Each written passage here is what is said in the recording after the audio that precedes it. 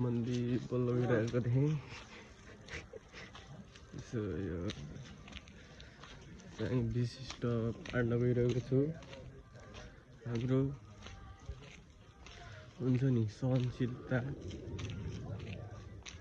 कुनै विषय वस्तु गम्भीर ध्यान आकर्षण गरेर है यसको सुरुवात हामी आफैबाट गर्नुपर्छ।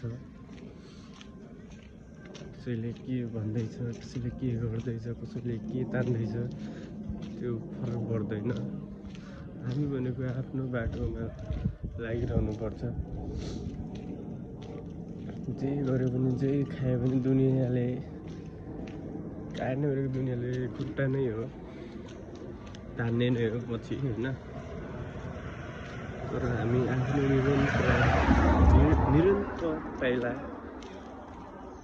के आफ्नो जिन्दगीमा के छ त फ्युचर के हो, कस्तो गर्नुपर्छ त्यसमा लागिराख्नुपर्छ।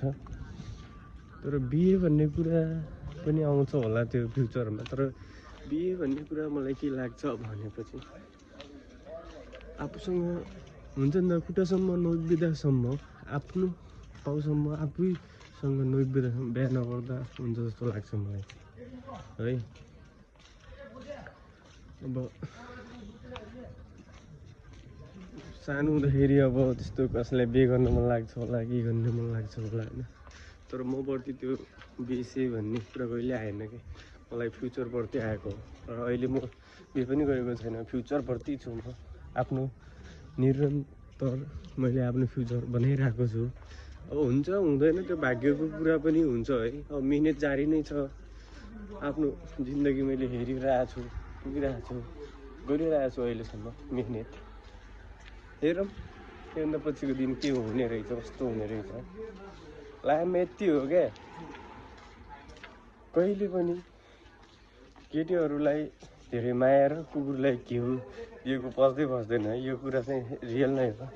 लाइफमा एउटा केटी मन परेको थियो होइन, तर ऊ केटीलाई मैले साँच्चै हो क्या मनैदेखि माया गरेको हो क्या, साँच्चै ओभर माया गरे हो। तर त्यो केटीले आज यस्तो गर्छ भन्ने मैले सोचेको नि थिएन। तै पनि केही छैन, उसको जिन्दगी राम्रो होस्, बनाओस्, राम्रो केटा पाओस्, केही छैन। तर